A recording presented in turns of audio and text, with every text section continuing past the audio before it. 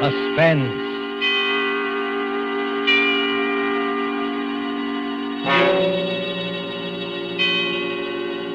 This is the Man in Black, here again to introduce Columbia's program, Suspense. Our stars tonight are Miss Agnes Moorehead and Mr. Ray Collins. You have seen these two expert and resourceful players in Citizen Kane, The Magnificent Amberson, in which Miss Moorehead's performance won her the 1942 Film Critics Award. Mr. Collins will soon be seen in the Metro-Goldwyn-Mayer Technicolor film, Salute to the Marines. Miss Moorehead and Mr. Collins return this evening to their first love, the CBS microphone, to appear in a study in terror by Lucille Fletcher called The Diary of Sophronia Winters. The story told by this diary is tonight's tale of suspense. If you've been with us on these Tuesday nights, you will know that suspense is compounded of mystery and suspicion and dangerous adventure. In this series are tales calculated to intrigue you, to stir your nerves, to offer you a precarious situation, and then withhold the solution until the last possible moment. And so it is with the Diary of Sophronia Winters and the performances of Agnes Moorehead and Ray Collins, we again hope to keep you in suspense.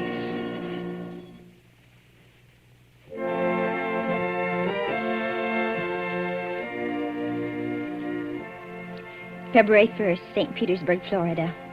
I, Sophronia Winters, have hereby begun this diary because on this date I feel for the first time that I've begun to live. Diaries are no good unless one has thrilling experiences. For 40 years, I've never had what could really be called a thrilling experience. But Papa's death has changed everything.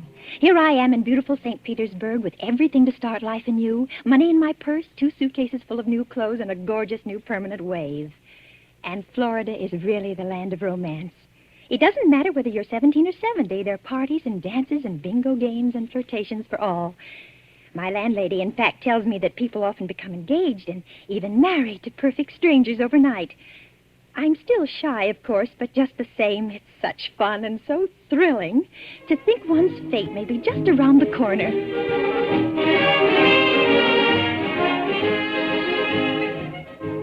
February 3rd. Oh, diary, it is beginning. This morning when I came out of my lodging house to go down to the beach, I noticed a man, a thrilling-looking man, sitting across the street on a bench. It was just as though he were waiting for me, because when I came out, he sort of started up as though he knew me.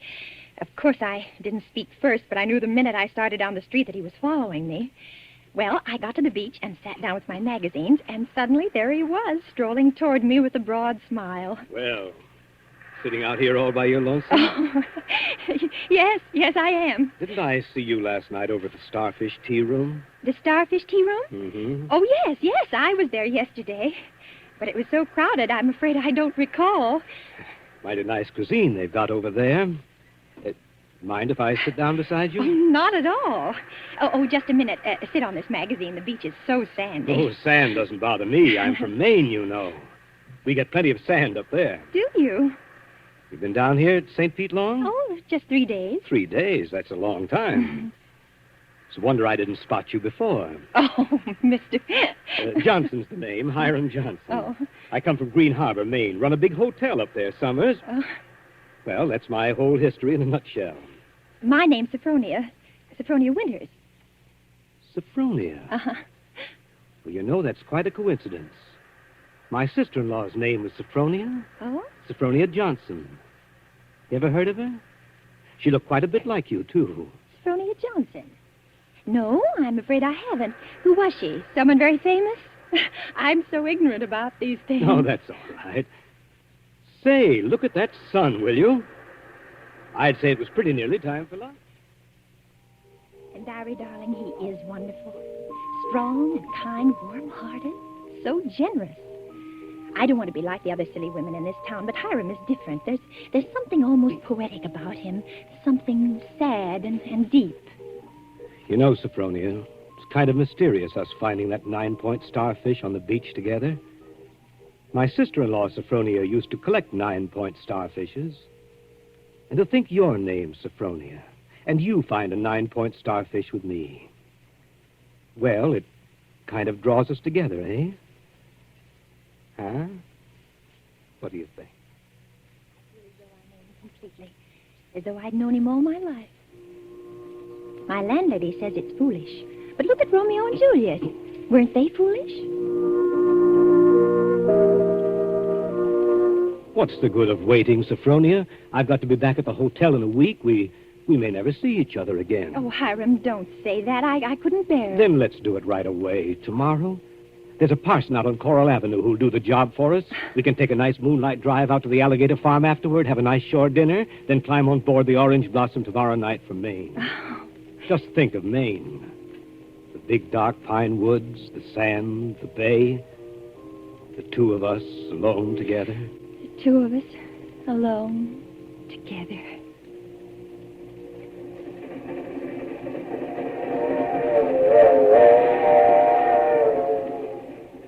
February 7th, on board the Orange Blossom.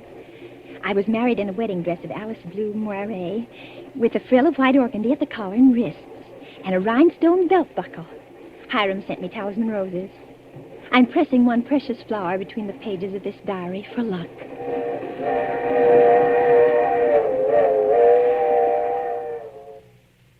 See it beyond this bend in a couple of minutes. Bags heavy? No, not particularly, dearest.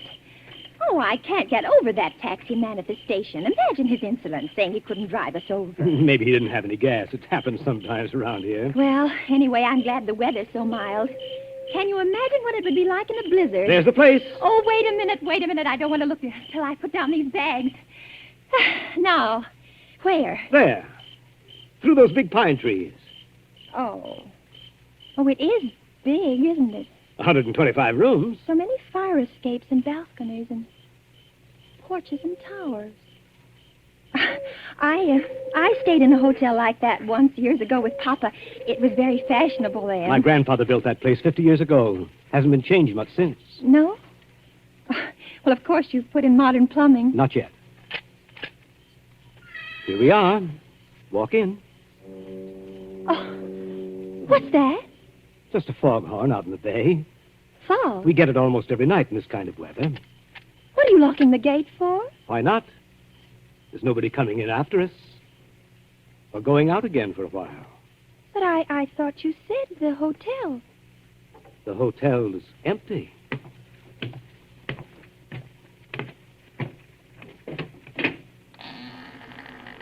Hiram. What is it now? Hiram, darling, I know it sounds silly, but let's not go in there tonight. Let's wait until morning. Why? Oh, just because it's so dark and empty. There's not a light in the whole place, and no one's expecting us. What do we eat? Where will we sleep? Let's stay in the village just for tonight. I've got things to eat and a place to sleep. Come on. Oh, my arm! Hiram! Do you remember my telling you down in Florida about my sister-in-law, Sophronia? Well, that's her over there on the wall. Take a look at her. Hiram, you hurt me. Oh, well, this glass is very dusty. She must have died many years ago. But her face is sweet, very sweet. And her eyes, there's something very sad and wistful about her eyes. She was a murderess. She was hanged in Portland 25 years ago for the murder of my brother Ephraim, here in the lobby of this hotel. She murdered him in cold blood with an axe. That fire axe hanging over there on the wall. Hiram. It was a summer day. There were guests sitting out on the front porch in the rockers. It was just after lunch. My brother Ephraim was sitting at the desk counting his loose change.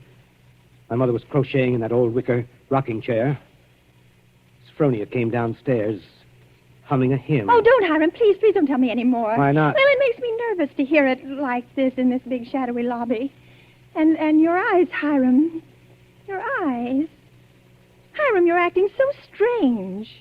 Hiram, what's the matter with you, dear? I know it was a terrible tragedy, but it happened 25 years ago. Don't touch me, Sophronia. Don't touch you. Do you remember what I said to you in Florida? What did you say? Well, you said a million sweet and wonderful things to me, Hiram. I said you resembled my dead sister-in-law. Look at her again. Look at her closely. Sophronia. But why? Oh, no, I can't. It's too horrible. I can't look at her face with any pleasure now, knowing she was a murderess. You're afraid to look at it? No, I'm not afraid. Hiram! Hiram, please, my arm. Oh, very well. I'll look. Now, stand there quietly, like that. Take off your glasses. That's all I wanted to see. That's all I wanted.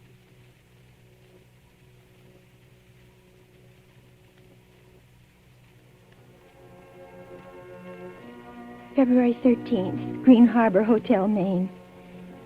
I can't understand it. I try to fathom it, but my head aches and my heart is heavy. The hotel is deserted. Has been for 25 years. Everything is covered with spiders and cobwebs. Great dining room with its oak woodwork is alive with rats. And the row of broken rocking chairs on the front porch faces emptily out to sea. Does he mean this to be my home? He's downstairs in the shabby parlor, off the lobby, playing the harmonium.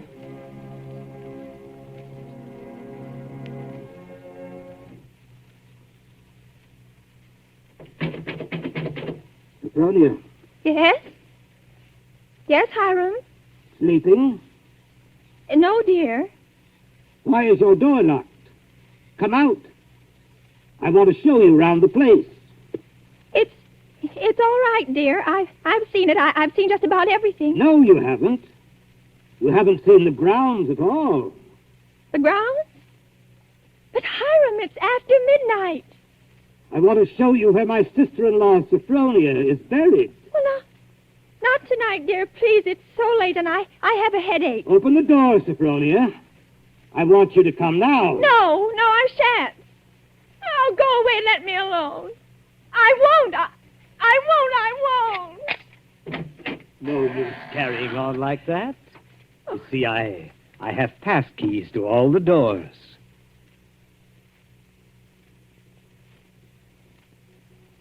See, Sophronia. Beyond, where those 4 birches are standing, it's where my sister-in-law, Sophronia, was laid away 25 years ago. It was the biggest funeral in the neighborhood. Folks crowded outside the gate with the dozens trying to get a look, but we wouldn't let them.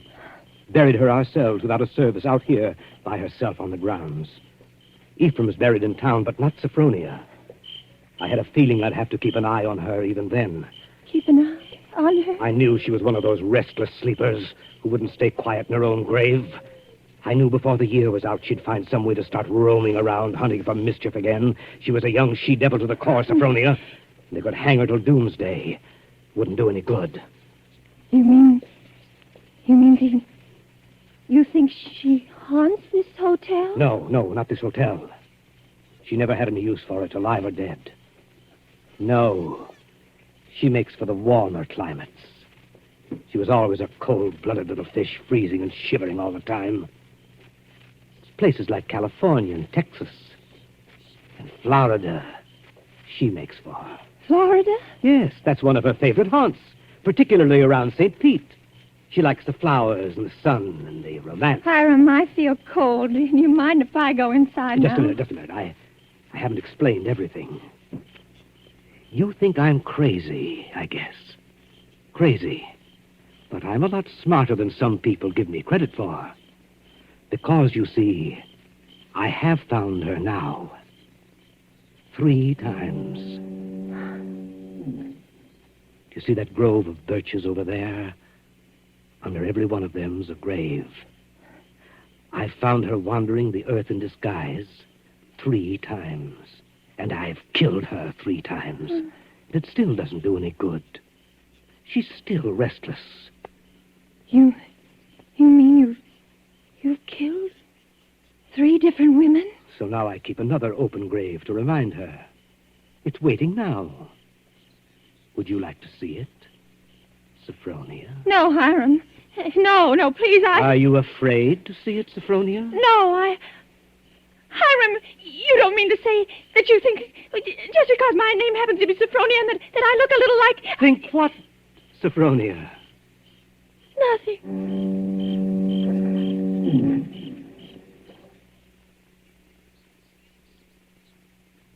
February 14th. My mind is made up. I made a terrible mistake, and I must get away from this place. I must get away from Hiram as quickly as I can. It should be easy. There's no fog today. If I can only escape from the hotel, I can run and hide in the pine woods. No. I shall wait for dusk, when he generally sits down in the parlor and plays the harmonium. I can hide a little earlier in one of the deserted rooms, and then, when his back is toward the lobby, slip out the front door.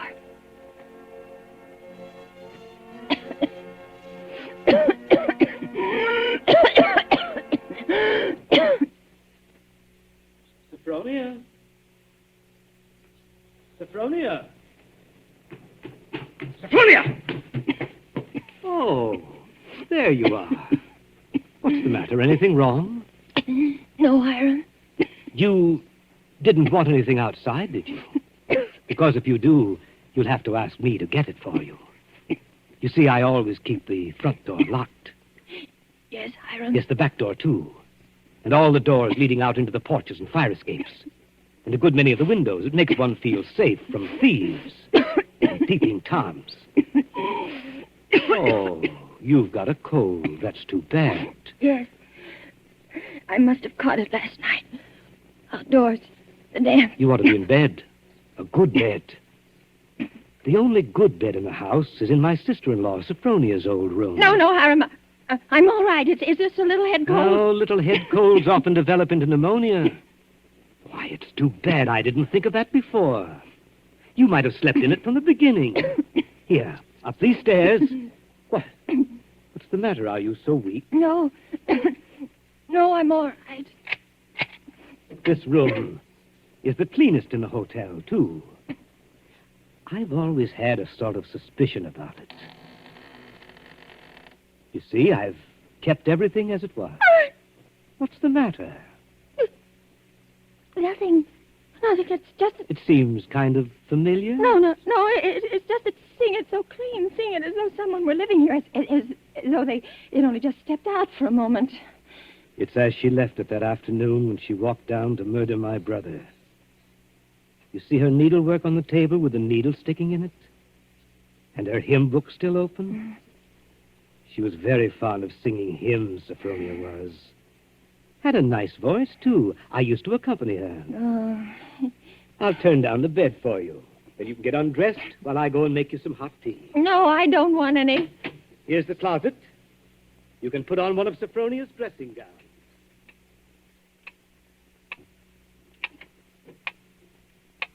Diary, I'm beside myself. I shall go mad. 2 hours have passed since he locked the door upon me.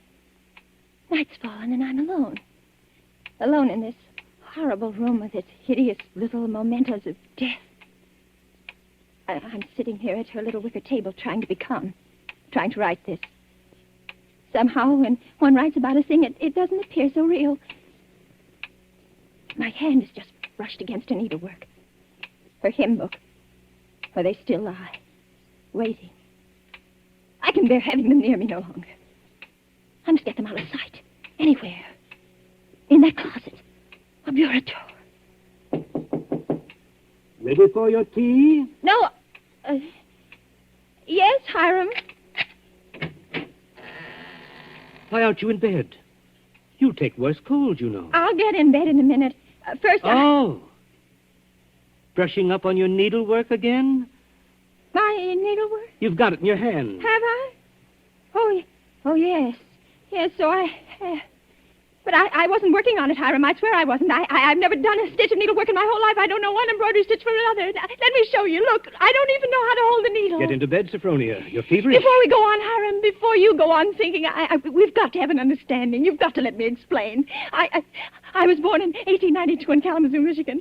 My name is Sophronia, that's true, but they name lots of people Sophronia. I was named for my grandmother. She had just died. No, you've got to listen to me. I've lived in Kalamazoo all my life. If you'd only just write a letter or send a wire. Well, I've never heard of Green Harbor in my whole life. I never went anywhere. For almost 10 years, I stayed home day in and day out nursing Papa. He had a stroke. I wasn't out of the house. It was the red brick house with the green shutters.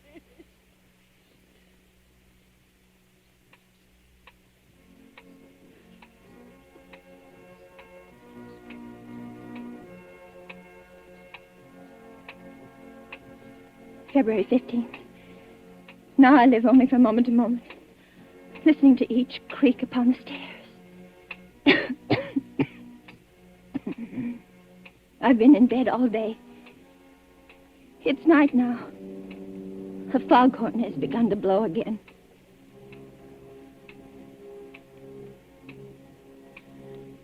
February 19th. I woke up early this morning after a wretched night, and the date was burning in letters of fire in my brain. If he's planning to kill me, it'll be today. But the hours have been crawling on. It's almost midnight. Oh, why, if he's going to kill me, doesn't he do it at once? Why does he torture me like this? I'd rather be dead than sit here in this room one moment longer. I can't bear it. If he doesn't come in 5 minutes, I shall force him to come. I shall beat on the door. No. Rather let me sit quiet praying that he doesn't come. Oh, I want to live. I want to live.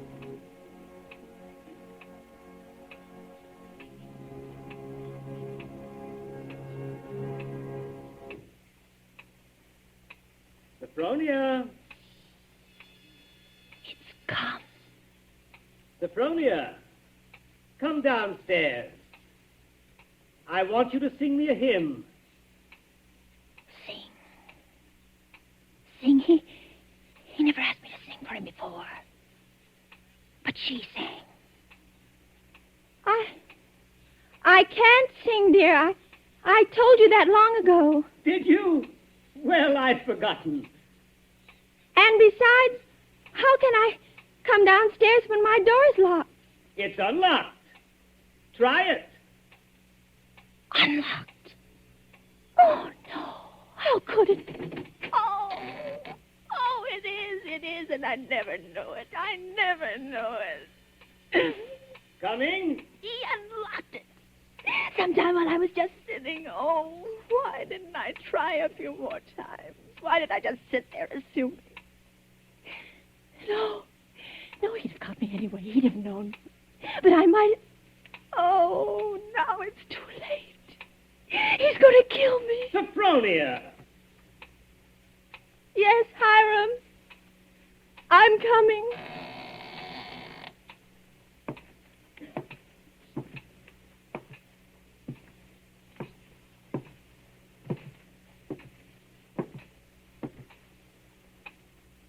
Hiram, where are you?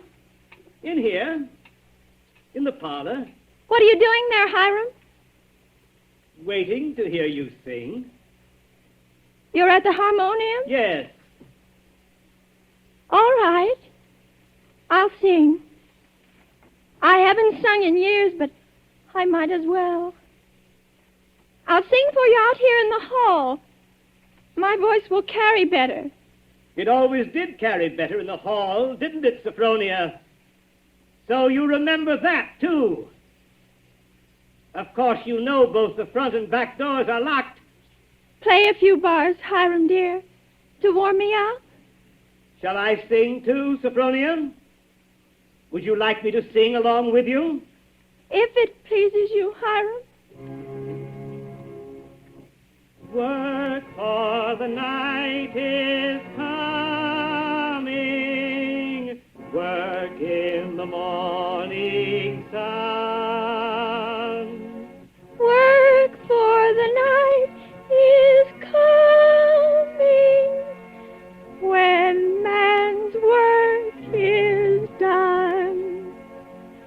Work while the daylight darkens.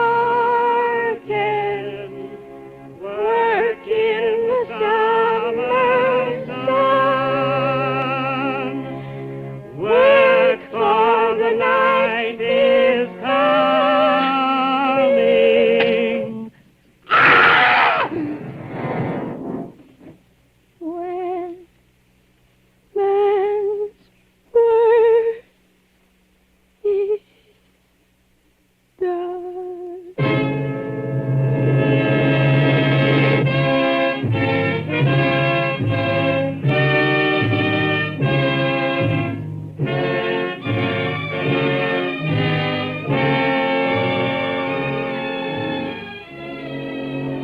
There's only one more page.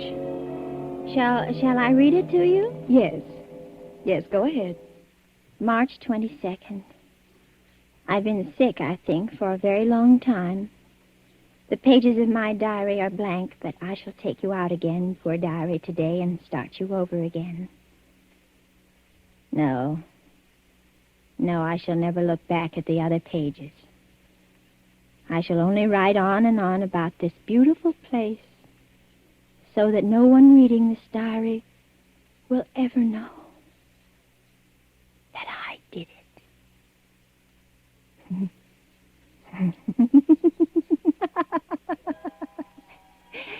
But I did do it, diary. I was smarter than he. When I opened that door at the head of the stairs and heard the music, when I saw the fire axe still hanging on the wall. Oh, I was so cautious. So terribly cautious. I tiptoed like a little mouse, even as I sang the hymn into that room where he was playing. But I was clever, so much cleverer than he. I kept on singing. And now I'm free. Free as a bird. I'm free and he shall never catch me now, not this time or ever again, because he's dead. Isn't he, Nurse? Nurse, isn't my dear brother-in-law, Hiram, really dead? Yes, miss, he's dead. And now I'll thank you to hand me that diary. The doctor doesn't approve of the patient's writing anything.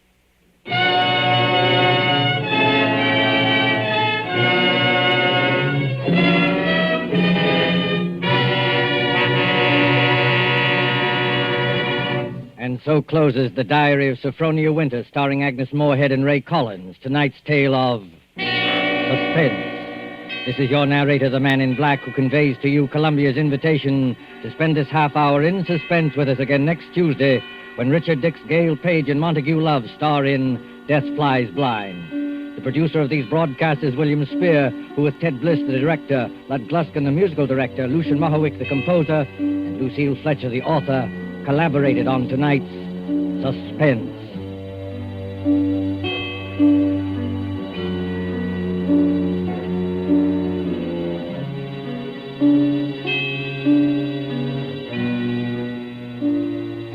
This is the Columbia Broadcasting System.